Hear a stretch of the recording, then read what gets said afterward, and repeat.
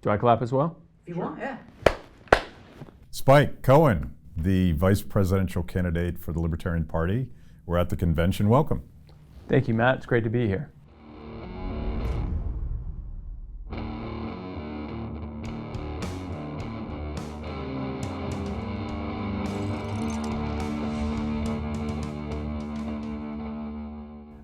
We have never met before, but it turns out we have some common history here.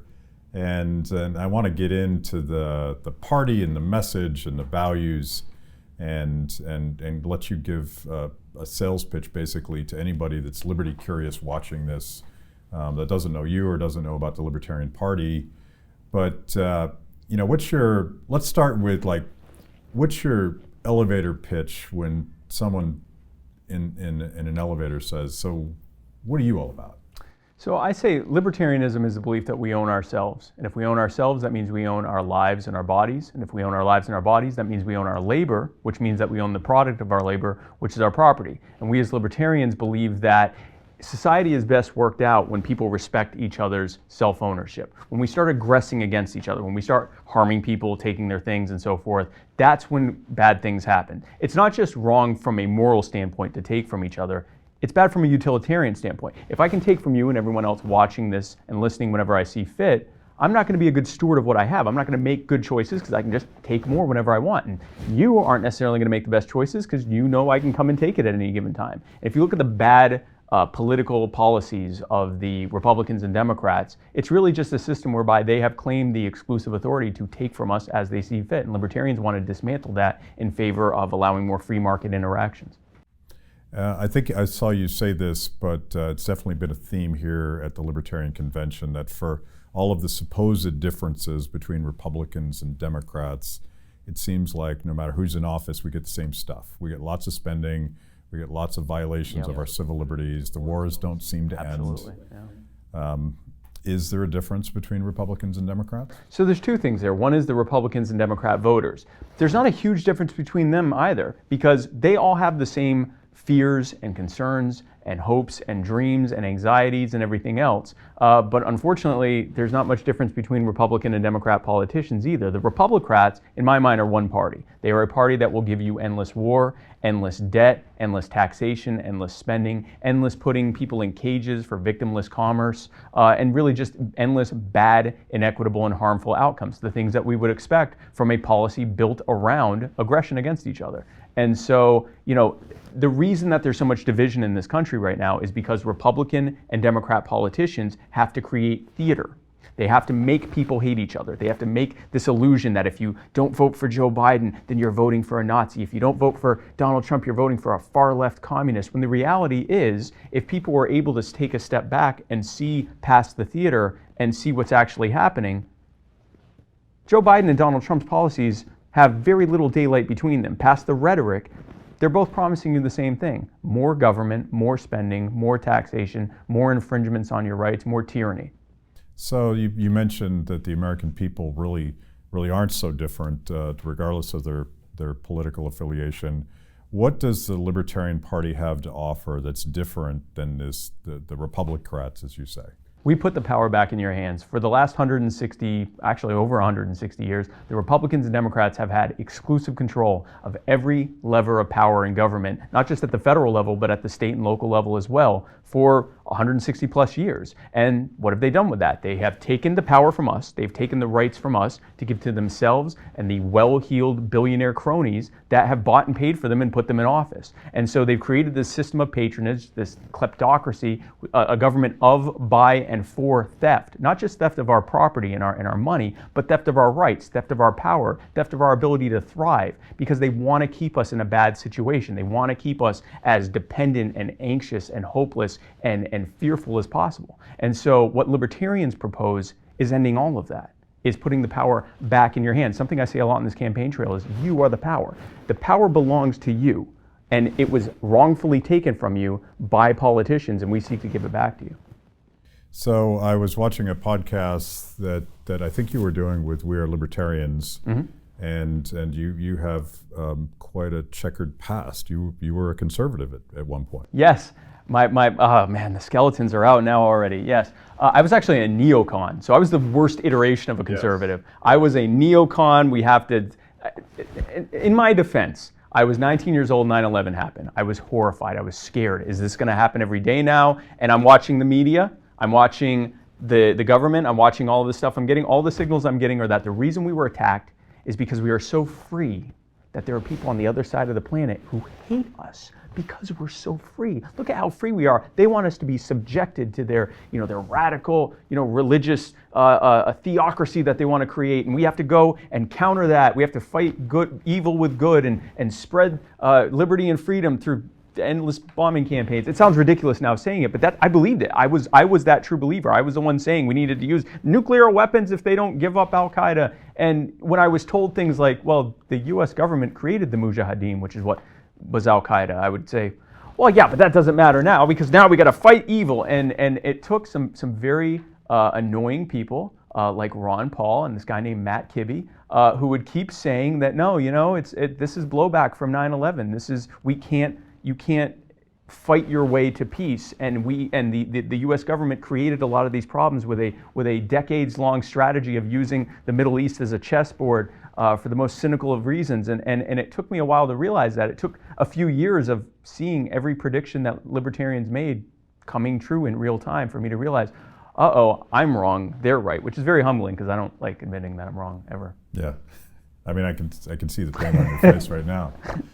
There's it strikes me, and I've spent a lot of time communicating with conservatives, and when I sort of parse the labels, how we all identify ourselves and our tribes, is I think there's a lot of common ground between constitutional conservatives and classical liberals and libertarians. And one of the arguments, I mean, there's a lot of arguments for this against the sort of neoconservative view, and one is just how many trillions of dollars we spend. This destroys countries. Yeah. So we are up to what, $28 trillion? And all of this exists, by the way, because of the Fed. The American people would never agree to be taxed 75, 80% tax rates to fund endless wars around the world, this spreading of an American empire that really only serves military contractors, warmongering politicians, and foreign dictators. For the most part, that's really the only people that are ahead. We would never agree to be taxed to pay for that, or the war on drugs, or the prison to police complex, or any of the things that have been built around a centrally planned system of, as I call it, kleptocracy, where we are being robbed to pay for powerful people to be more and more powerful at our direct expense. So instead, they have the Federal Reserve print out endless reams of money and lend it to the government in the form of buying treasury bonds every single day. A new set of 40-year bonds that are having to be paid off by us and our next 2 or 3 generations after us, and of course by inflating the monetary supply. That makes the value of our currency go down, which is why inflation continues every single year. Ever since the Federal Reserve was created in 1913, 2 things happened. 1, the next year we went to war, and we have for the most part not stopped since. And 2, the cost of living has generally and gradually risen up to the point where now our money is worth 2 cents on the dollar what it was in 1913. Imagine if your money was worth 50 times more what it's worth now. No wonder we're in the situation we're in. And it's such a regressive tax because it hits people whose savings and salaries are in cash, as opposed to really wealthy, smart people who know how to shuffle the decks of the cards in the deck. Ride the boom and bust cycles and all that, yep. But yeah, you're letting your Ron Paul come out right now. So just to be on record, you think we should end the Fed?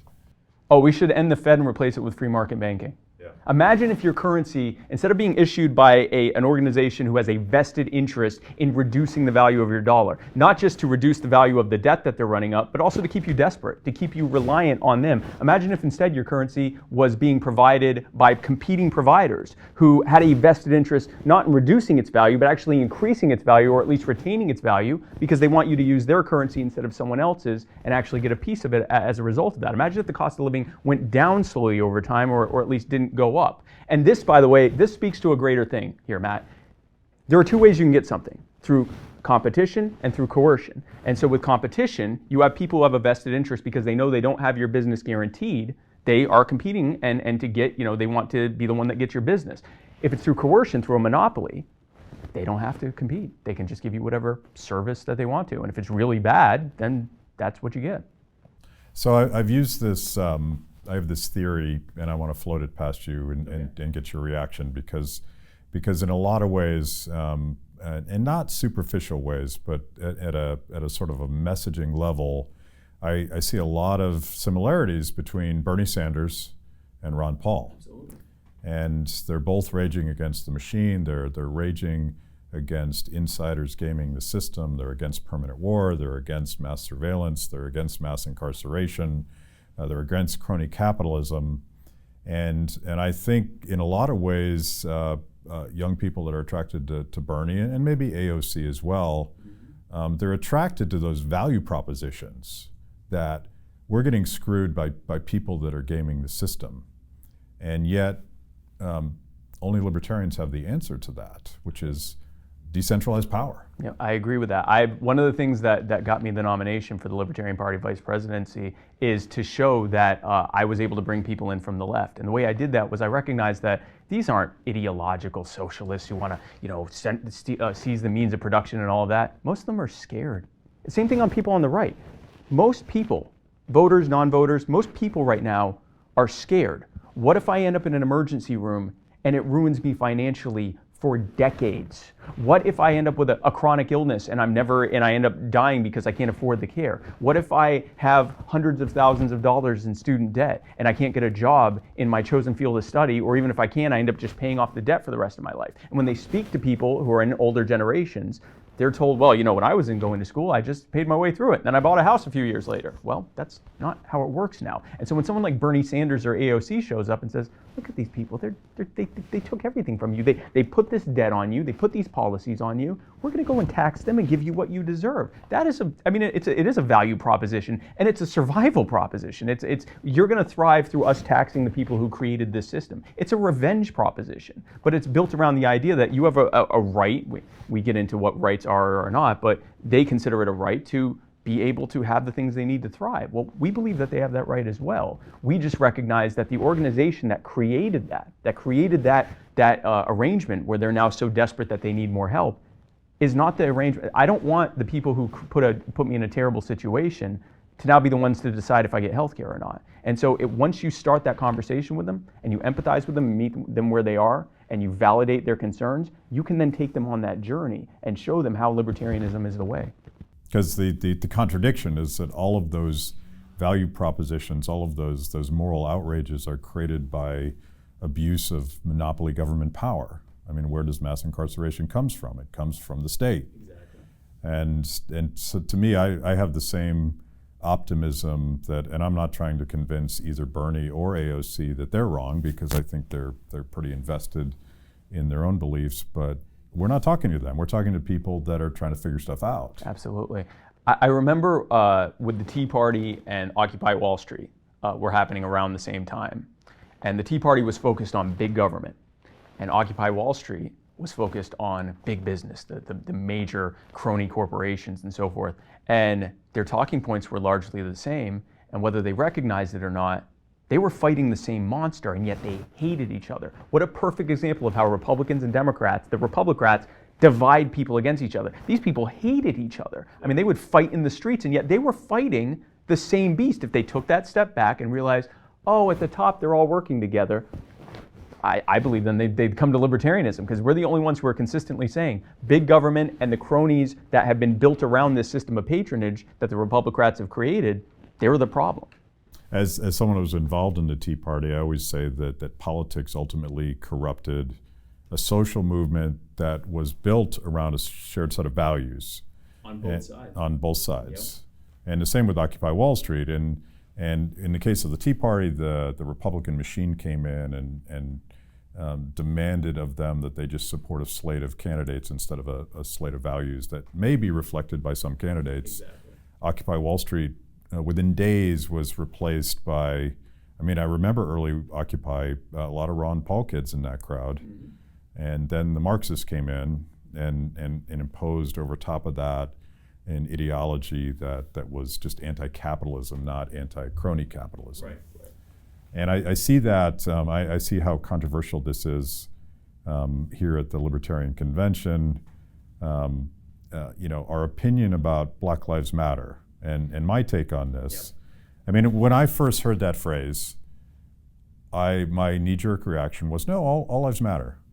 And it wasn't until I was able to talk to some Black Lives Matter activists from Ferguson who explained to me that what they were trying to say was that Black Lives Matter don't matter enough when it comes to the equal enforcement of our laws and our criminal justice system. Yeah. And I'm like 100% in agreement with that, and we all agree with that. But there does seem to be a fundamental difference between some of the early leaders of Black Lives Matter who openly say, I'm a radical Marxist, versus people that are marching in the streets just wanting the government to stop targeting people just because of the color of their skin. Oh, the movement has completely, it's like you said, it started as largely a college student movement that was built around a Marxist set of ideals. Over time, it has become people saying, like you just said, if we want to be able to say that all lives matter, we have to show that Black Lives Matter. We have to change the disproportionate use of harm and force against communities of color and other marginalized communities, or we can't honestly say that all lives matter in the eyes of the government, in the eyes of the law, in the eyes of how people are being treated societally. We have to be able to change that. You talked, in your speech yesterday, you talked a lot about the cause of equal justice and militarized police. What's your take on all that? Oh, I mean, we don't have enough time for my entire take on most things, actually, but I think the long and short of it is the biggest single problem is police aren't being held accountable. And that's why I'm glad that Libertarian Congressman Justin Amash has created has put together tripartisan legislature. I love that we were able to say tripartisan now, that's a thing now. Tripartisan legislation to end qualified immunity. And for those who don't know what qualified immunity is, essentially, imagine if you could go into a courtroom and say, Your Honor, I know that I'm being tried for murder, but I think what I did was perfectly reasonable. And the judge goes, oh, okay, well, if you're being tried, if you think it was reasonable, then I'll just throw the charges out. That's essentially what qualified immunity is. And we could spend an hour plus talking about what it is. But the breakdown is, it creates a system where Derek Chauvin, who murdered George Floyd, which sparked these protests, he had 17 other complaints against him, including wrongful death complaints. He may have murdered other people. And the Minneapolis Police Department, when they looked at Derek Chauvin, they did the same thing that police departments around the country do when they look at the bad apples in their bunch. They said, this cop is terrible. He's out here killing people. He's out here doing all sorts of damage and infringing on people's rights. But if we try to fire him, we're going to have to fight the police unions, and it's going to cost us an absolute fortune. And he's not really costing us anything staying on the force because of qualified immunity. We can't get sued, and neither can he. So we'll just keep him on. He'll eventually commit a crime, and we can get rid of him then. That's why this ended up happening. All of the other problems that happen, if police and government officials were held accountable for the infringements that they do on the lives and constitutional rights of people, then that would create a flip of that. So now the police departments would look at a Derek Chauvin and say, we got to get rid of this guy the first time he had a problem because we don't want to get sued. And the police unions, who also don't want to have to pay off all those lawsuits, would be doing the same thing. So you would now have them actively rooting out bad police, not just once they do something, but even before they enter the force. So that would incentivize good policing and punish bad policing and help heal that rift between the police and the public, especially the most marginalized among us. So it's interesting, the contradictions on both sides of the ideological spectrum. Oh, yeah. I don't really buy the left-right thing, but conservatives, when they hear your argument that you just made, they're going to hashtag the shit out of you. They're going to say, Blue Lives Matter, and they're going to argue that that's not really a problem. And what's interesting about that is conservatives very much understand that power corrupts, and their ideology is limited government because you can't trust unchecked bureaucrats with unlimited power. Exactly. And they would say that about the EPA, they'd say that about the Department of Labor, but when it comes to law enforcement, the actual people enforcing it now, you have to comply. They have their blinders on. Yeah. And the other half of that, I'll pick on the left for a little bit, because if they really want to take on police accountability, they have to do something about public unions. Yep. And that's a contradiction for them, because they believe that special privileges for government workers is an essential part of the sort of progressive mission. We have to protect them from accountability for the people.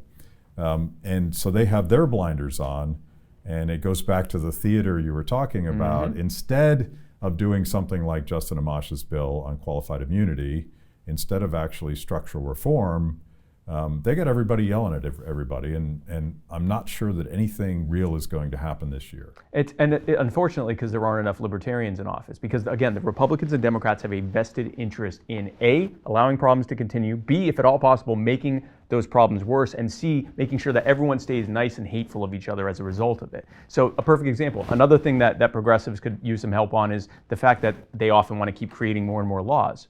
Eric Garner wasn't murdered because the cops just walked up to him and said, hey, I want to murder you. That whole interaction started because he was selling loose cigarettes without collecting taxes. So this was an example where essentially a victimless crime, selling tobacco without collecting taxes or having a license to sell tobacco, resulted in someone being murdered, choked to death in front of people. And so we need to look at the reality that when you keep creating laws, that you're just creating more opportunities for interactions between armed people who have the authority to use whatever level of force to bring people into compliance and the public that they have to do that to. So that's something to look at there. What a great opportunity we have though, Matt.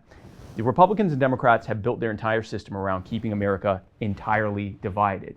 We as libertarians want the opposite. We want to bring people together, and people naturally want that. So here I or you or someone else can come in, we can come in, empathize with them, meet them where they are, demonstrate that we're listening to them, identify their concerns, and then take them on the journey to unifying everyone behind what we all recognize, that we are free, we should have the power, and we should take that power back from them. And once we realize that it's not Republicans versus Democrats or conservatives versus or progressives, it's the state and its machinations versus us, then we are able to actually unify people and bring them together. So it does feel like that opportunity is there, and I feel like I've felt like it's been there for a while, and the hyper tribalism where the current Republican Party and the current Democratic Party seem almost exclusively based on what they hate about the other guys, and Trump very much represents this. He won just as a response to the things that Republicans he's embraced it. He has embraced the concept of, you don't even have to like my policies, I just hit the left and it makes them cry and you like it. Yeah. And I got news for you. The Democrats are going to come up with their guy that does that too, or their lady who does that too. AOC is kind of that to a lesser extent. Someone who, you like her policies, you don't like her policies, she hits the right and makes them cry. And that's the problem. If we are voting for people with terrible, abusive ideas that we otherwise would hate because they make people that we've been told to dislike cry when they say things, that's a problem. We're now engaging in theater that harms all of us. So you can see, maybe not so much in big L Libertarian Party registration. I don't actually know what that data is, but I do know that fewer and fewer young people are registering as Republicans or Democrats. They're independents, and I never really thought of libertarianism as in the middle between these two extreme tribes, but let's use it as a metaphor. They're pushing people out, and they're pushing people to the center, and you think we can get them. How does the Libertarian Party attract those votes that are sort of alienated by all the anger and the hate? They're already coming to us, Matt. The young people are defined by two large things. One, they don't really like authority. They have been raised on a combination of seeing how authority has completely screwed them in their entire generation over. And then they've also been raised on media that has popularized resisting authority. And then they're also huge about culture. If you see the Me Too movement, if you see how everything now on websites, you have to click to consent, people are choosing things, they want a la carte everything, they don't want anything forced on them, large or small. Libertarianism is built around resisting presumed authority just for the sake of it. We're built around the idea that the only thing that separates something that is a just or unjust transaction is whether or not there was consent involved. And so what a perfect opportunity for us to reach these kids. And it sometimes takes us getting over ourselves, because we'll sometimes look at someone and go, oh, they're just some bootlicking Republican, or oh, they're just some Trump supporter, or oh, they're just some commie liberal. And the thing is, no, especially if you're talking about younger people, this is someone who was a kid a couple years ago And they've been thrust into a world and a system that was not made for them, and they are acutely aware of it. And what an awesome opportunity for us to meet them where they are, not just in their spaces, but from their precepts. And this is something I learned from 20 years of running a business and doing sales and communications and leadership skills and doing that. You meet people where they are, you identify their problems, you demonstrate that you're someone who actually cares and is listening to them, and then you can take them on that journey. You can take them in many journeys. Bernie Sanders has taken them on a journey. AOC, to some extent, Trump has taken them on a journey. You have to meet them where they are, you have to demonstrate you care, and then you can take them to the journey. And our journey is to setting people free and giving them their power back. So is young people where the Libertarian Party thrives? I don't think we should leave any chips on the table. It's where I am primarily going to. I am the first. I'm an old millennial, I'm 38, but I'm the first millennial on a major presidential ticket, and it's looking like, based on who Biden is likely to pick, that I will be the only one. But more so than just me being young, because Bernie Sanders is one of the oldest to run, and he very much spoke to millennials and Gen Z people. Our outreach is, again, demonstrating to them that we're the only ones who recognize what it is they're going through. And not just recognize what they're going through, but why it has happened and how to get out of it. And that doubling and tripling and quadrupling down on the same failed, centrally planned ideas is not going to lead to anything more than even more harmful and inequitable and abusive outcomes, because of course it would. It is a monopoly of violence that is built around growing the strength of cronies and politicians and bureaucrats. How on earth would it lead to anything but bad outcomes for those who don't have that power? So there was a time in 2016, at the height of the peak of Gary Johnson's campaign, that a lot of polling was showing that he was actually pretty much tied with Hillary on the youth vote. And a lot of things happened, and I think one of the things that happened is the media flipped from being very sympathetic to Gary because they thought he was stealing Republican votes. Yeah. And once that happened, the media got quite hostile, and Gary put his foot in his mouth a couple times. And I say this as someone that was working on a super PAC specifically trying to get young people to show up and vote. And what happened as you got closer and closer to the election, Gary was kept off the stage. There was all sorts of shenanigans by the two parties to kind of keep the libertarian option out of the media. And a lot of young people, and they were quoted in article after article, said, I would vote libertarian, but what's the point? I'm just going to stay home. And this is a fundamental dilemma for third parties trying to break in. It's kind of a chicken and egg. Throwing your vote away. Yeah, you're throwing your vote away. How could you throw your vote away? So I argue that a vote thrown away is voting for the same people and the same parties who created this problem and made it worse. And now they're coming to you and saying, well, yeah, no, I created the problem, but this time, folks, I got a deal for you. If you vote for me one more time, I'm totally going to fix all of this. I haven't fixed it up until this point, and I'm not fixing it now, and I'm still actively making it worse. But, again, vote for me now, totally going to fix it. That's a vote thrown away, Matt. It's the only thing that your vote is worth is to try to change and to try to make an actual change to an ever worsening situation. And if we know that Democrats and Republicans have had exclusive control of the thing and just keep making it worse, then whatever the polling is, the only viable option for your vote is a radical departure from that non-changing, ever worsening system that both major parties are proposing. So we've been talking a lot about the message, and I'd like to take a step back and learn a little bit more about you so that people can figure out who this crazy man is that we're talking to. Crazy man, yeah. You mentioned Ron Paul, and you mentioned me, and you mentioned that you started off as a neoconservative. What was your path to libertarianism? Well, and I kind of gave the long and short of that already. It was two things: watching what I was talking, watching you and Ron Paul and others explain why neocon was just wrong, and I went straight from neocon. Very quickly went through, I guess conservative paleocon type and even constitutionalist straight into like libertarianism. But the other thing that was happening was I started a web design company right before my 17th birthday in 1999. And I grew it it was growing into a fairly successful company. Each year, as it was that much more successful, I watch what government does to companies that are successful, not multi-billion-dollar companies that are able to leverage their power to use government as a bludgeon against anyone that would want to compete against them and to basically entrench their market share. But companies that are trying to work their way up through all those barriers and burdens that the politicians and cronies have created specifically to keep us down, specifically to keep us from disrupting and innovating and threatening their precious market share. They just make it harder. More taxes, more regulations, more oversight, more taxes, more regulations, more oversight. And I was providing web design services. I was providing a value to people. I was helping businesses grow. I was essentially helping startups become successful businesses in their own right. What was I doing to deserve this kind of treatment? I was being treated like someone who was engaging in criminal activity, and I wasn't. And so that coupled with watching my whole neocon fantasy unravel before me really made me realize government is not here to help us. Government isn't even necessarily here in its current configuration to arbitrate between us. Government has been set up by the Republicrats and their cronies to rob us in every aspect: our power, our lives, our rights, our property, to feed themselves. That's why we see the growing income inequality. That's why we see the growing gap between those with the most and those with the least. That's why we see a relative handful of people that own almost all of the effective wealth in this country and even around the world, because that's the way the system is set up. We aren't in free market capitalism, and it's a cynical lie when they say that. And both sides say that. Both sides have a vested interest in saying that we're in free market capitalism. We're not in free market capitalism. We're in corporatism. And corporatism is the economic plank of fascism.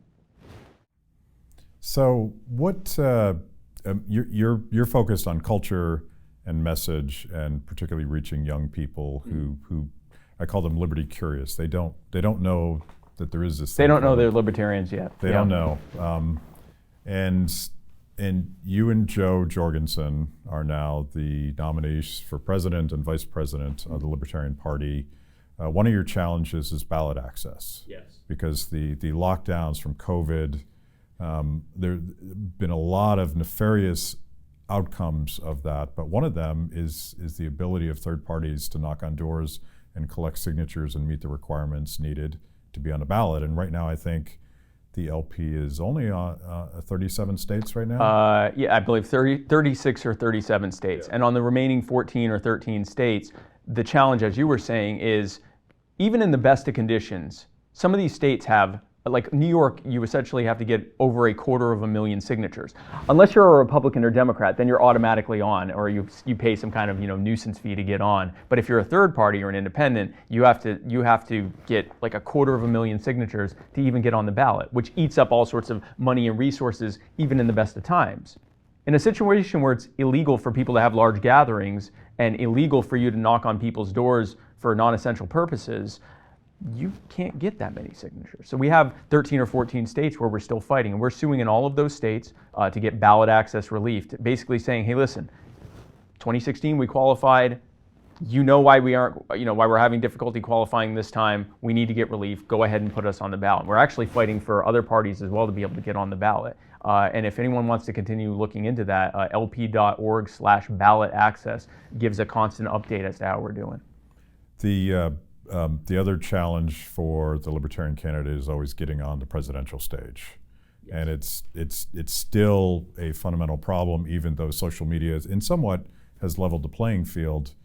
And of course, Gary Johnson, by the standards applied to Ross Perot, easily would have qualified for the stage, but he almost qualified for the new standards too. So after Ross Perot was able to get on, that horrified the hell out of everyone in charge, and so they changed it so that now you have to get 15% or more in reputable opinion polls, which apparently they decide what's reputable, and so you have this debate cartel that's saying you have to get 15% or more in, I believe, 5 or more polls, I think it is. And Gary and Bill in 2016, they got, I believe, 13% in one and 11 in 2 others. So they were close to getting that. But what's happened in the last 4 years? We have people in the streets because they're showing record levels of distrust of government. People are not happy with their outcomes. And the other thing that's happened in 4 years is that the dying TV news media, which does their best to shut us out in every possible way, has lost its share of the news market, and social media, where we're much more prevalent, much more able to get our message out, has basically taken up all of that share that TV media has lost. So I think we're going to get that 15% in those 5 polls, and when that happens, you're going to have Joe Biden and Donald Trump, 2 men who can barely form a coherent sentence between them, and who, more importantly, are emblematic of everything that is wrong with what the Republicrats have done with our, constitutionally limited republic. And then between them, you'll have Jo Jorgensen, an absolutely brilliant self-made entrepreneur, a woman who's ready to lead from day one, a senior lecturer and an accomplished orator who's able to break down point by point and case by case how the Republicans and Democrats have created the mess we're in and how our common sense libertarian solutions are the way out of that mess. Do you guys, what is success? You're running, and is success being in the White House? Is there something less than winning that is something you can walk away from and say, we got that done? We're running to win. And we are running to win, and we are cognizant of the fact that our high water mark was last election, 3.25%. We recognize that we would have to essentially get 10 times that number of votes to really be in contention for the Electoral College. We are running to win. And people will say, how are you going to get that 35%? And the answer from me is, if we get that 15% to get on that debate stage, I believe it's all over. I believe it will be an emperor has no clothes moment. Everyone's told, third parties, it's a waste of your vote, and you're throwing your vote away. And if you're not voting Democrat, you're voting Republican. And if you're not voting Republican, then you're voting Democrat. But if you're voting Libertarian, then you're voting both Democrat and Republican. It's a nonsensical argument, but it works. If we get on that stage and people see not only are we not a vote thrown away, but we're the only option that even begins to make sense up there, then I think we're going to win the thing. Now, when we dial back to what are other victories, I honestly don't even like getting into that right now, because we are running to win. And the last thing I want is for any of the people who are on the ground every single day making phone calls and getting petitions signed and calling in to talk radio and doing their best to get us on interviews and everything else, for me to say, well, if we can get X%, then that'll be a real victory. If you think about it, it'll be a nice moral victory for us. We're running to win. We believe that we will win. Jo Jorgensen, I believe, will be the next president of the United States, and I believe that it will happen on the strength of the American people seeing firsthand how there is no comparison between Joe and the Republicrats. Okay, this is the gotcha question. I'm going to close out with this. Okay. This will either make or ruin your political career. Wow. Well, man, I wish I had some time to do some calisthenics or something. Yeah. Has politics eaten your soul yet? Not yet. No, no, I am enjoying it. When I decided to run for vice president, because as you know, and your audience may not know, we actually our party picks the president and vice president separately. So I actually ran for vice president. And when I decided to run for the nomination, it was on the strength of the idea that I would use this and leverage it to spread the message of liberty far and wide, to reach people who had never really truly heard a message of liberty. Liberty has always been some catchphrase or some cynical implementation that has nothing to do with actual liberty. It's just a throwaway term that's being used by major politicians. And I wanted to go in and explain what liberty is, what free markets mean, what people set free and are able to thrive and be able to live in ways that we can't even imagine right now. Because we are no longer having to deal with the bad, centrally planned, crony-friendly, arbitrarily defined and abusive policies that have been put in place by the Republicrats. That is what I ran to do, and I'm getting to actually do that. I mean, being able to be interviewed by someone who was a major inspiration for me to even become a libertarian, these things are, if anything, growing my soul. They're expanding my I don't even know what the word to use. I feel more alive every single day doing this. And maybe that'll change as things get tighter, I don't know. But I am in my glory right now. I'm getting to talk to people about liberty. I'm getting to, and no offense to you, as fun as this is, my favorite thing is to go into a hostile audience on a hostile interview. Someone who thinks libertarians are selfish, racist people who only care about themselves and they hate the poor. And by the time it's over, I've demonstrated that we care about them and that we have those solutions. And either I brought them to our side or I've at least planted a seed. If I can do that every day for the rest of my life, then I will live a very, very happy man in the meantime.